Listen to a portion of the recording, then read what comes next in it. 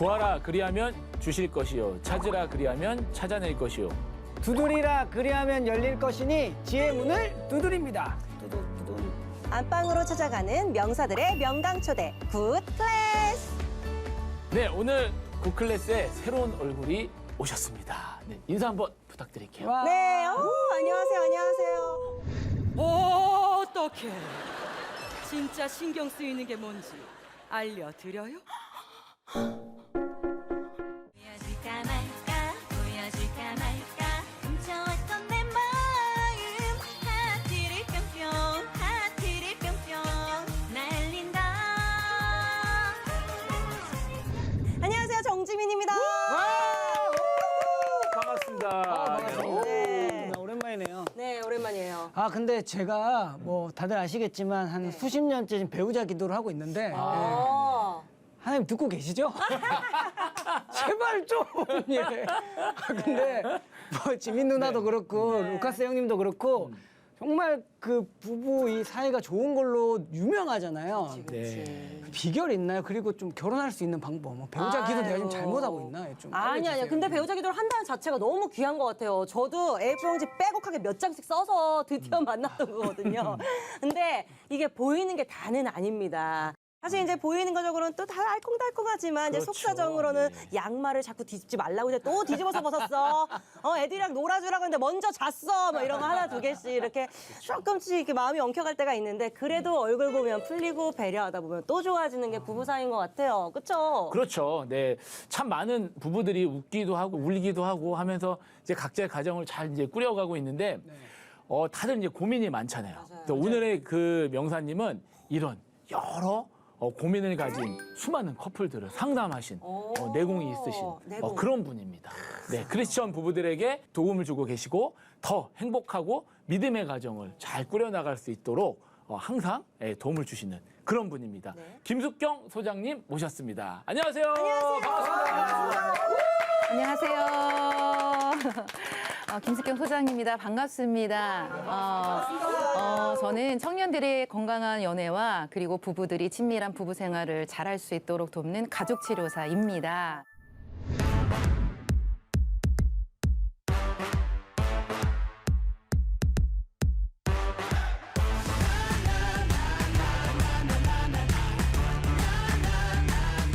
그래서 오늘 이제 연애를 준비하신다고 하셨는데 잘 오셨습니다. 예. 오늘 첫 주제가 썼는데 오늘 제대로 한번 써보려고. 네.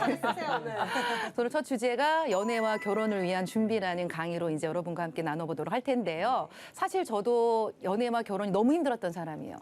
사실 다 포기하고 정말 중국 선교사로 갔다가 주님이 거기서 저를 준비시키셔서 지금 이제 사진을 보여드리도록 할 텐데요. 24년째 제 남편하고 결혼 생활을 하고 있습니다. 분명히 말씀드립니다. 결혼 좋습니다. 살수록 좋습니다. 네, 살수록. 네. 네. 그리고 두 아들. 예.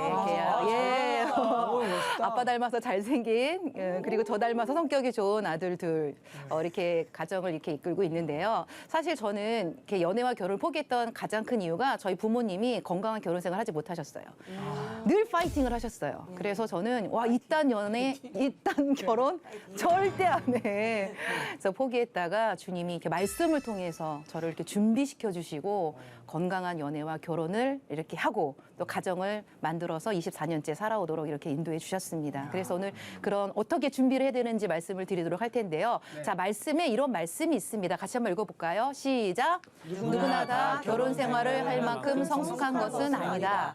결혼해서 살려면 어느 정도 자질과 은혜가 필요하다. 이 말씀이 있는지 아셨나요? 또 있었어요? 이런 말씀이? 예, 어머나. 이게 그 유진 피터슨의 그 메시지 성경으로 갖고 온 건데요. 그러니까 결혼에 살려면 어느 정도의 자질과 하나님의 은혜가 필요하다는 겁니다. 그래서 결혼을 위한 준비를 해야 되는데 그렇게 준비가 안 된 채 결혼을 하다 보니까 둘만의 갈등을 넘어서서 자녀들까지 이제 고통스럽게 하는 사실 그런 부부들이 많이 있는데요. 그래서 결혼을 준비하기 위해서는 사실 연애를 준비해야 되거든요. 그래서 건강한 연애와 건강한 결혼. 왜냐하면 연애와 결혼 둘 다 관계 가운데 사랑을 하는 것이기 때문에 어떤 준비들을 하면 좋을지 세 가지를 가지고 여러분과 함께 나눠보도록 하겠습니다. 잘했다, 잘했어. 네. 아우, 제 얘기 같았어요. 지금 자질이 안 돼. 저거 1번부터 저거 세 가지. 자질과 은혜가 필요하다. 자, 제일 먼저 준비해야 될 것은요. 건강한 건강한 자아상으로 자신을 사랑하는 이 자세를 가져야 됩니다. 자, 왜 자아상이 중요하냐면요.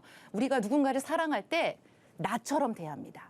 만약에 내 자신이 마음에 들어요. 괜찮아요. 충분히 뭐 자존감도 높아요. 그러면 누군가를 만나 사랑할 때 어떻게 사랑할까요? 나처럼 사랑합니다. 그 사람을 있는 그대로 괜찮다고 해줍니다. 수용해줍니다. 만족합니다. 그런데 그렇지 않고 부정적인 자아상을 가진 사람은 끊임없이 자기를 비난하고 자책하고 또 상처로 인하여서 자기뿐만 아니라 옆에 있는 사람까지도 그렇게 비난하고 상처를 주고, 그러니까 부정적인 상호작용으로 살아갈 수밖에 없는 거예요.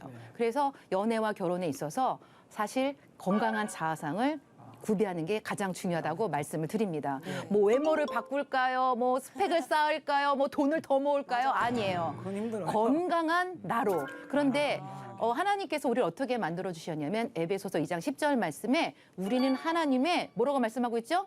최고의 작품이라고 말씀하고 있어요. 이게 우리의 정체성이에요. 그런데 이 시대는 자꾸 우리한테 뭐라고 이야기하죠? 너 외모가 이거밖에 안 돼? 너 직업이? 너 연봉이? 너 스펙이? 하면서 끊임없이 누군가와 비교하면서 와, 나라는 사람을 이렇게 만족하지 못하고 괜찮지 않다라고 부정적인 인식을 갖게 합니다. 그러나 우리의 정체성은 하나님이 우리에게 부여하신 거예요. 하나님이 만드신 모든 작품 중에 가장 최고가 나 자신이라는 겁니다. 여러분이 뭐 에펠탑을 보거나 아니면 아름다운 뭐 스위스에 가서 자연을 볼 때 어떻게 우리가 감탄을 하죠? 와 하죠. 매일매일 날 보면서 어떻게 감탄해야 될까요? 와 하셔야 돼요. 왜? 난 하나님의 최고의 작품이니까. 그래서 다른 사람과 비교하지 마시고 다른 사람이 보는 시선으로 나를 보지 마시고 하나님이 보는 시선으로 나를 보게 될 때 우리의 자상이 회복될 수 있다는 겁니다. 하나님은요. 우리 한 사람 한 사람 어떻게 사랑하시냐면 존재로 사랑하십니다. 그러니까 네가 신앙생활 열심히 하기 때문에, 네가 뭐 큐티를 잘하기 때문에, 네가 많이 봉사하기 때문에, 네가 열심히 일하기 때문에 아니에요. 어떠한 존재 좋은 것도 없어요. 그냥 무조건적인 사랑입니다. 스바냐 3장 17절 말씀에 뭐라고 말씀하고 있냐면 내가 너로 말미암아, 내가 짐이나 널 보면 기뻐, 널 보면 즐거워, 널 사랑해. 언제든지 지민이가 실수하고 잘못하고 어떤 상황에서도 여전히 나라는 사람을 그대로 사랑하신다고 성경에서 말씀하고 있습니다. 그래서 우리가 혹시 부모님으로부터 그런 메시지를 듣지 못하고 주변 사람으로부터 그런 따뜻한 메시지를 듣지 못한다 할지라도 하나님의 말씀을 통해서 와, 하나님 나 이렇게 사랑하시는구나. 난 이런 존재구나. 가치 있는 존재구나. 사랑받을 만한 존재구나. 심지어 제가 이렇게까지 말씀드리고 싶습니다. 숨만 쉬어도 되는 존재입니다. 아무것도 안 해도 되는 존재입니다. 그런 가치를 하나님이 우리에게 주셨다는 겁니다. 자신을 사랑하라고 할 때 되게 어려워들 하시더라고요. 그래서 저는 좀 이렇게 말씀드리고 싶어요. 세상에 어느 누구보다, 사실 배우자보다, 아이들보다 가장 따뜻하고 친절하게 대해야 될 대상이 바로 내 자신이라는 겁니다. 그래서 나한테 따뜻한 말을 해주시고 나한테 이렇게 친절하게 대해주시고 괜찮다라고 말해주시고 이렇게 될 때 우리의 모습이 그런 긍정적인 자아상으로 세워져 감을 말미암아 우리의 배우자와 자녀들에게도 그렇게 흘러갈 수 있게 된다는 것입니다. 그래서 먼저는 건강한 자아상. 제가 많은 커플들, 많은 부부들을 상담하는데요. 이 자아상이 부정적인 두 사람이 만나서 결혼 생활이 굉장히 어려운 사람들을 많이 만났어요. 다 가지면 뭐예요? 건강하지 않은 내면을 갖고 있는데. 그러니까 결혼 생활이 정말 너무 어려운 거예요. 끊임없이 상처 주고 끊임없이 비난하고 행복하지 않은 거죠. 그래서 지금도 늦지 않았습니다. 이미 결혼하신 부부들이라 할지라도 내 자신을 하나님이 주신 말씀으로 건강한 자아상을 회복해가는 이것이 제일 큰 준비라고 말씀을 드립니다. 자, 두 번째 준비는요. 같이 한번 읽어볼까요? 시작. 건강한 경계선을 갖고 나답게 살자. 자, 우리가 아무리 가족이라 할지라도요. 사람과 사람 사이에는 간격이 필요합니다. 거리가 필요합니다. 경계선을 뭐라고 말씀드리냐면 안전한 울타리라고 말씀을 좀 드립니다. 그래서 결혼하신 우리 루카스와 지민 씨도 배우자와 24시간 계속 붙어 있다고 생각하면 어떠세요? 표정 방금 사랑기 좀 올릴게요. 사랑기 좀 올릴게요. 예. 자, 카메라 끄고 대답하시면 그렇죠. 예. 저도 뭐 남편 24년 살고 있지만 각자의 공간이 있고요. 각자 보내는 시간이 있어요. 우리가 24시간 항상 같이 있을 수는 없어요. 숨 막히지. 그렇죠. 숨 막히죠. 그래서 관계는요. 그런 거리가 필요하다는 거예요. 그래서 우리가 가족이라 그래서 어떤 분은 이래. 우리는 너무 친해요. 그래서 그 너무 친한 것을 막 우리는 모든 것들을 다 공유한다고 뭐 행복하다고 생각하시는데 우리가 그런 안전한 거리가 없으면요 밀착 융합된 관계라고 이야기를 해요. 이건 건강하지 않은 관계예요. 밀착 융합된 관계는요 내 의사를 표시할 수가 없어요. 내 생각과 내 감정과 내 요구를 말할 수 없어요. 경계선을 갖고 있는 사람은요 나 싫어, 나 이거 안 해, 나 못해라고 말할 수 있는 거예요. 그런 관계가 돼야 돼요. 이렇게 우리 아직 결혼하지 않은 우리 청년들도 부모님에게 나 먹기 싫으면 나 안 먹어. 그랬을 때 부모님 어떻게 하셔야 될까요? 아 먹기 싫구나, 놔두셔야 돼요. 근데 부모님들이 어떻게 하시죠? 먹어 건강에 좋으니까. 이거 한다, 얼마나 힘들게 그렇죠. 했는데. 날씨가 더운데 너는 왜 긴 옷 입고 가면서 막 계속 간섭하시잖아요. 그래서 경계선이 없으면요 끊임없이 누군가를 통해서 침범을 당합니다. 끊임없이 이렇게 조종을 당합니다. 그래서 가족과의 관계에서 경계선을 가지셔야 됩니다. 그리고 내가 뭘 원하고 뭘 원하지 않고 내가 뭘 기뻐하고 내가 뭘 기뻐하지 않고 내가 뭘 선택하고 싶고 뭘 선택하고 싶지 않은지에 대해서 먼저 알고 계셔야 돼요. 그래야 내가 예스와 노를 할 수 있습니다. 그래서 우리가 건강한 성인이라고 표현할 때 어떻게 이야기하냐면 가족과의 관계에서 건강한 분화가 되어서 자율성과 독립성을 가진 사람을 건강한 한 사람이라고 이야기를 합니다. 그래서 가족과의 관계에서요 건강하게 좀 거리가 있으셔야 돼요. 예, 그리고 자율적으로 독립적으로 살아갈 수 있어야 돼요. 언제까지 우리가 부모님의 간섭과 부모님의 조종에 의해서 살아갈 수 없잖아요. 그리고 우리 영춘 씨는 본인이 원하는 사람과 꼭 결혼을 하셔야 돼요. 꼭 그런 사랑을 하셔야 돼요. 부모님이 야 믿음만 있으면 돼. 보통 부모님들이 그러세요. 맞아요. 근데 믿음만 있는 사람 데리고 오면은 야 직업은 뭐라냐, 연봉은 어떡하냐 막 이렇게 말씀하시는데 그 모든 것들을 제가 알아서 하겠습니다라고 말할 수 있는 게 경계선이에요. 제가 알아서 할게요. 제가 알아서 하겠습니다. 오케이 예. 이런 여 키우냐? 고민되네. 키워주셔서 감사하지만 제 인생입니다. 제가 알아서 하겠습니다라는 이런 건강한 경계선을 가지셔야 된다는 겁니다. 그리고 가족과의 관계에서도 노라고 말할 수 있어야 되고요.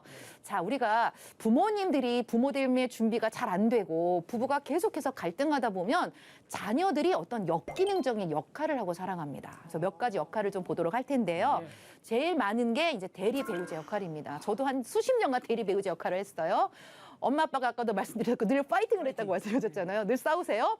싸우시고 나면 엄마가 저한테 오서 막 우세요. 네 아빠 때문에 못 살겠다. 제 앞에서 엄마의 그 감정을 다 쏟아내세요. 그러니까 제가 없을 땐 또 전화를 하세요. 숙경아 하면서. 그래서 예전에는 제가 이렇게 휴대폰에 엄마라고 뜨면 받기가 싫어요. 왜? 저한테 전화해서 어떻게 할지 아버지랑 아니까. 싸운 모든 감정을 저한테 이렇게 쏟아 부으시니까. 네. 근데 저는 그 전까지 뭐 했냐면 엄마를 달랬어요. 엄마 울지 마. 엄마 힘들지 엄마. 사실 그 누가 해야 되냐면 아빠가 해야 돼. 남편이 해야 될 역할을 제가 정서적인 남편으로 엄마를 달래고 있는 거예요.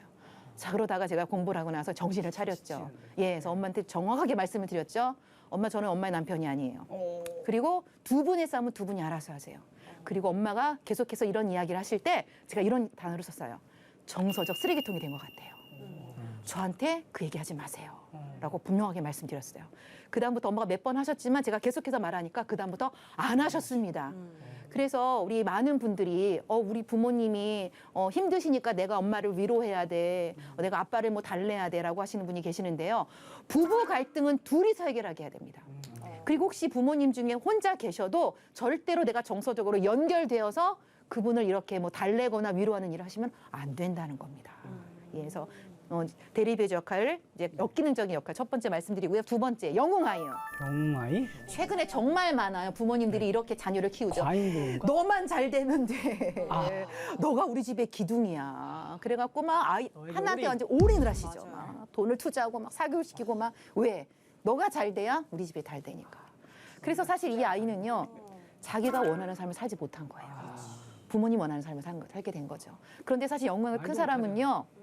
연애도 결혼도 자기 마음대로 못합니다. 부모님이 뭐라고 말씀하실까요? 내가 널 어떻게 키웠는데. 그래서 제가 사실 이렇게 조금 그렇죠. 그 직업을 갖고 계신 분들 중에 이렇게 좀 연봉이 높으신 분들을 가끔 상담을 하다 보면 이런 영웅아이가 많으세요. 그래서 자기가 사랑하는 사람과 결혼을 못 하세요. 그래서 제가 그분들한테 코칭을 드릴 때 여태까지 키워주신 건 감사합니다. 그러나 앞으로는 제 인생은 제가 알아서 하겠습니다라고 경계를 그라고 말씀을 드립니다. 예, 이런 부분에서 그리고 우리 이제 아이들 키우시잖아요. 절대로 영웅화 일으키지 마세요. 그리고 공부 잘하는 애들은 뇌가 달라요, 처음부터. 그래서 내 아이가 공부를 잘하지 않으면 안 시키고 예, 학원에 수도세, 전기세 내지 마시고 아이가 뭘 잘하는지 그 달란트를 찾아서 키워주시면 좋을 것 같습니다. 세 번째는 가족을 돌보는 사람이에요. 제가 청년들 중에 이런 사람을 굉장히 많이 봤는데요. 부모님뿐만 아니라 형제 자매를 다 돌봐요. 그래서 내 동생, 막 특히 장남 장녀가 많거든요. 그러니까 어릴 때부터 부모님한테 이런 메시지를 많이 들었죠. 너가 언니니까, 네가 형이니까 동생들 잘 돌봐. 그러니까 자기가 원하는 삶도 잘 못 살고 동생들 돌보고 또 부모님 어려우면 또 부모님 돌보고. 그러니까 계속해서 부모님을 돌보는 거예요. 사실 이런 사람은요, 결혼하고 나서도 원가족 안에 무슨 일이 생기잖아요. 쪼르륵 달려갑니다. 늘 해결합니다. 그리고 배우자 몰래 돈을 줍니다. 예. 그래서 이렇게 가족을 돌보는 역할도 건강하지 않다. 사실 가족이라고 이제 이야기를 하면 어떤 게 가족이냐면 내가 결혼을 하잖아요. 내 배우자와 아직 결혼하지 않은 자녀까지가 가족입니다. 내 배우자가 제일 중요하고 우선순위를 둬야 되는.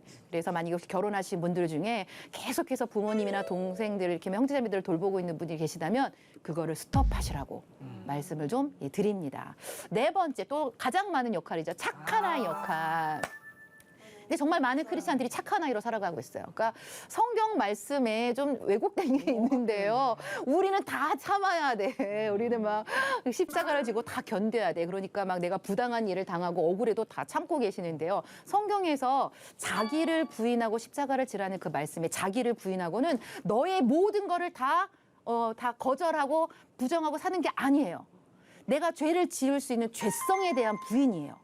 그런 것에 대한 부인이지 내가 원하지 않고 내가 뭐 선택하고 싶지 않을 때는 충분히 노할 수 있는 그런 존재라는 거예요. 그래서 착한 아이의 반대가 나쁜 아이가 아니라요. 내가 없는 아이예요. 자신이 없는. 그렇죠. 네. 내 생각, 내 감정, 내 요구를 말할 수 없는 아이예요. 그래서 착한 아이로 키우지 마시고 생각을 말하고 감정을 표현하고 요구를 말할 수 있는 그런 사람으로 우리가 성장해 가야 한다는 겁니다. 특히 크리스찬이라 그래서 가끔 이제 뭐 직장인들이 이런 얘기를 하는 분들 계세요. 너 크리스찬이니까 너가 참아야지. 그럴 때 내가 왜 참어? 라고 말씀하실 수 있어야 돼요. 나 안 참어. 노할 수 있어야 되는 겁니다. 부모님이 물론 우리를 사랑하시고 잘 키워주셔서 이렇게 역할을 안 하신 분들은 참 다행이지만 이런 역할로 살고 계신 분들은 이 역할을 멈추셔야 됩니다. 이 역할은 역기능적인 역할입니다. 또 하나 말씀드리고 싶은 건 또 문제아라는 자녀가 있잖아. 너만 없으면 우리 집이 조용한데 너만 없으면. 그래서 스스로를 문제아라고 생각하시는 분이 계시는데요. 분명히 말씀드리는데요. 문제아는 없습니다. 가정의 상호작용 패턴이 문제인 거지. 그래서 그 아이를 문제아로 만든 거지. 이 세상에 문제아는 없다라는 겁니다. 그래서 스스로를 비난하지 마시고 그래서 이런 역할을 내려놓는 것 이것이 자아상 회복하는데 도움이 된다고 좀 말씀을 드립니다. 네. 자, 세 번째 우리가 연애와 결혼을 준비하는데 또 중요한 것입니다. 같이 한번 읽어볼까요? 시작. 다름을 이해하고 수용하는 능력을 키우자. 뭘 키우자 그랬죠? 수용하는 능력. 그렇죠. 그러니까 우리 모든 사람은 다 달라요. 같은 사람 아무도 없어요.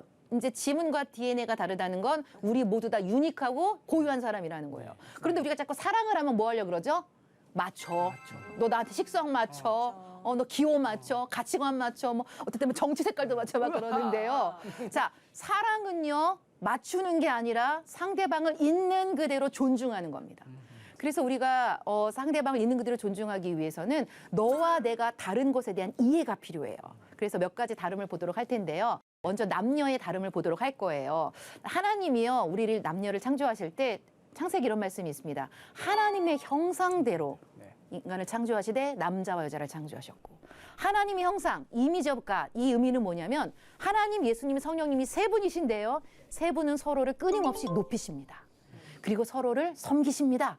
소통하십니다. 자, 남자와 여자가 이 이미지를 하나님이 주셨기 때문에 남자와 여자는 서로를 높여주고 섬겨주고 소통해야 되는 그 이미지를 우리에게 주셨다라는 것입니다. 그래서 남자가 왜 이래 여자가 돼갖고 이렇게 막 비하하는 발언하지 마시고 높여주시고 존중하시는 연습을 하시기를 바랍니다. 자, 가장 먼저 다름을 보도록 할 텐데요. 남자들의 필요와 여자의 필요가 좀 달라요. 근데 제가 남편과 아들 둘과 또 수많은 남성들에게 상담하다 보면은 뭐 여보 사랑해 이딴 말 필요 없어요. 예, 엄마가 사랑해 이딴 말 필요 없어요. 잘했어. 응원.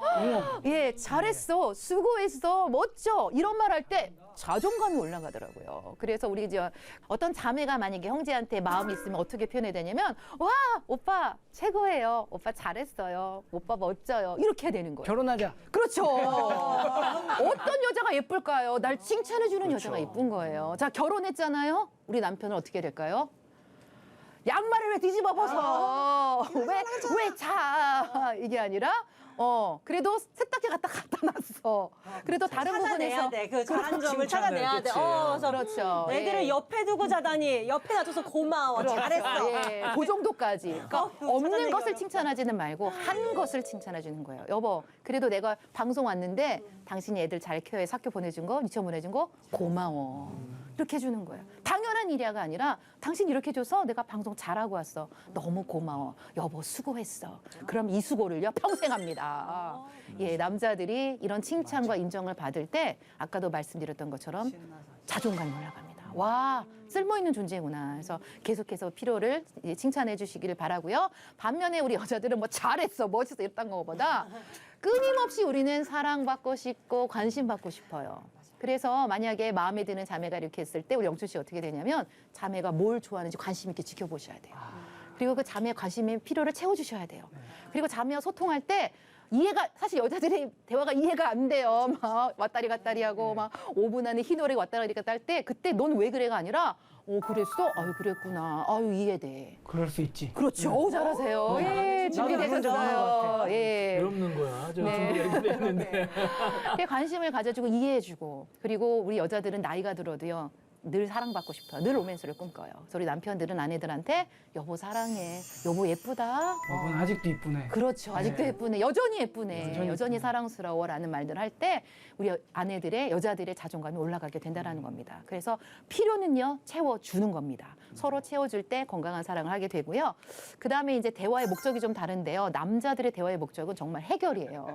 제가 정말 수십 년간 코칭하고 상담하고 강의해 오면서 남자들이 정말 그렇게 묻더라고요. 해결이 필요 없어요? 네, 우리 여자들은요 바보가 아니에요. 우리가 해결을 못해서 말하는 게 아니에요. 우리는 대화의 목적이 뭐냐면 사실 공감이에요. 그렇구나. 그렇죠. 근데 왜 남자들이 자꾸 해결하려고 할까요? 남자들이 해결하고 있는요 사랑해서 그런 거예요. 내가 사랑하는 여자가 힘들대. 그래서 모든 걸 발동해서 이제 그거를 해결해야지만 와 내가 해냈어. 이제 목표 지향적이다 보니까 해결하려고 하는 거예요.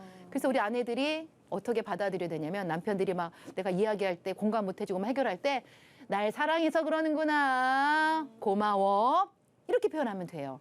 그 대신 또 남편들에게 형제들에게 말씀드리고 싶은 건 해결 이전에 공감부터 해주셔야 돼요. 해결은 그 다음이에요. 공감 다음에. 예를 들어서 나 요새 뭐 일이 잘 안 돼서 나 좀 되게 지치고 우울해. 그랬을 때 해결하려면 뭐 하죠? 힘내. 막 기도하자. 막 누가 그랬어? 그렇죠. 막, 내가 막 이렇게 하는데 그거 아니라 당신 일이 안 돼서 지치고 힘들구나. 요것만 해주면요, 우리는 그게 다 끝나요. 근데 남자들이 그렇게 질문하더라고요. 정말 그것만 해줘도 돼요? 정말 그것만 해줘도 돼요. 예, 우린 바보가 아니에요. 근데 우리가 원하는 건 공감인데 그러나 남자들이 해결해 줄 때 우리가 사랑으로 받아들이자고요. 그리고 해결해 줄 때 고맙다고 이야기를 해주자고요. 그래서 이런 남녀의 차이도 있고요. 그다음에 수많은 성격의 다름이 있죠. 그러니까 저랑 남편은 성격이 정말 다 정반대예요. 모든 검사를 해도 다 정반대로 나와요. 그런데 놀라운 건요. 다르지만 다름을 우리가 비난하지 않고 다름을 그냥 수용해 줍니다. 예를 들어서 저희 남편은 내향적인 사람이에요. 혼자 있는 걸 굉장히 좋아하세요. 사람 만나는 게 피곤해하세요. 저는 외향적이다 보니까 사람 만나는 걸 너무 좋아해요. 사람들이 많을수록 에너지를 얻어요. 그런데 서로 다르다 보니까 남편을 배려하기 시작했죠. 여보 집에 계세요. 저 나가서 놀다 올게요. 근데 우리 남편이 또 저를 보내주는 거예요. 그래 친구들 만나서 놀다 와. 그래서 이런 내향적인 외향적인 저희 부부가 서로를 배려해 줌으로 또 이렇게 보완이 또 잘 되고요. 또 저는 굉장히 주도적인 사람이에요. 속도가 굉장히 빨라요. 말도 굉장히 빠르잖아요. 결정도 빨라요. 저희 남편은 굉장히 신중한 돌다리를 두드리세요. 두드려. 그러니까 속도가 다르니까 어떡할까요? 처음에 답답해 미치는 줄 알았어요. 왜 이렇게 느려? 빨리빨리 가야지. 그랬는데 이 남편은 시간이 필요한 사람이구나. 기다려주죠. 그리고 저희 남편도 저를 위해서 조금 더 빨리 시간을 좀 속도를 좀 내보는 그런 연습을 하게 되는 거죠. 근데 중요한 건요. 내가 이번에 이랬으니까 너가 이렇게가 아니에요. 서로 그냥 상대를 위해서 기꺼이 해주는 거. 이런 것이 저는 존중이 아닐까 그렇게 생각을 해봅니다. 뭐 이 외에도 다른 뭐 성격이 얼마나 다른 게 많겠어요. 그런데 서로 다르지만 중요한 거는 당신이 그렇구나. 그것을 있는 그대로 수용해 줄 수 있는 마음의 능력을 키워가는 것이 저에게 필요하다는 것입니다. 그래서 뭐 감정형, 사고형도 있고 뭐 여러 가지 있을 텐데 중요한 거는 서로의 다름을 비난하지 않고 연습해 볼까요? 당신이 그렇구나. 당신이 그렇구나. 이 아이들한테도 네가 그렇구나. 네가 네. 그렇구나. 그냥 있는 존재를 그냥 받아주는 거, 있는 그대로 수용해 주는 게 저는 진정한 사랑이 아닐까 생각을 해봅니다. 기질은 바뀌지 않아요. 성격도 바뀌지 않는다고는 하지만 성격에서 성장이 필요한 게 뭐냐면 인격입니다. 그래서 서로의 다름을 수용하고 존중하는 것을 저는 인격이라고 이야기합니다. 인격적인 성숙을 이뤄갈 수 있는 우리 저와 또 우리 패널들이 되시기를 바라고 또 이 방송을 보시는 분들도 계속해서 인격을 성숙시켜 가시기를 바랍니다. 그다음에 이제 가치관의 차이, 생활 방식 등 서로의 다름을 계속해서 이제 수용하실 이제 필요가 있고요. 자, 여기까지 이렇게 나눴는데 혹시 오늘 강의를 들으면서 연애와 결혼을 위한 준비를 들으면서 혹시 질문 있으시면 한번 해보시겠어요?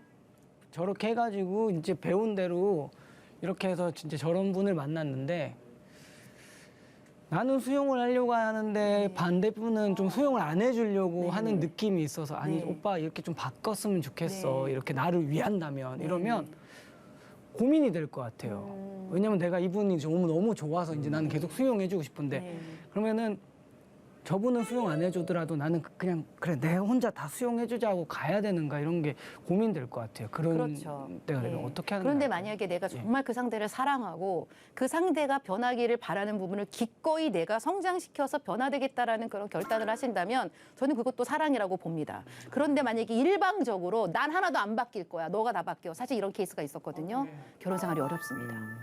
그래서 사랑이라는 건 바꾸는 게 아니라 존재를 받아들이는 겁니다. 하나님 우리를 사랑하실 때 존재로 받아들이셨잖아요. 그래서 우리는 존재를 받아들이는 이런 사랑을 연습해 가시면 좋을 것 같습니다. 미래 여보 들었지? 네. 네. 같이 받아들여. 자, 이상으로 연애와 결혼을 위한 준비를 나눴는데요. 제일 먼저 건강한 자아상, 두 번째 경계선과의 역할을 내려놓고 세 번째 서로의 다름을 이해하고 수용할 수 있는 이런 자질들을 잘 준비해서 연애와 결혼 생활이 어렵지 않은 우리 모든 분들이 되시기를 진심으로 응원하겠습니다. 감사합니다. 감사합니다.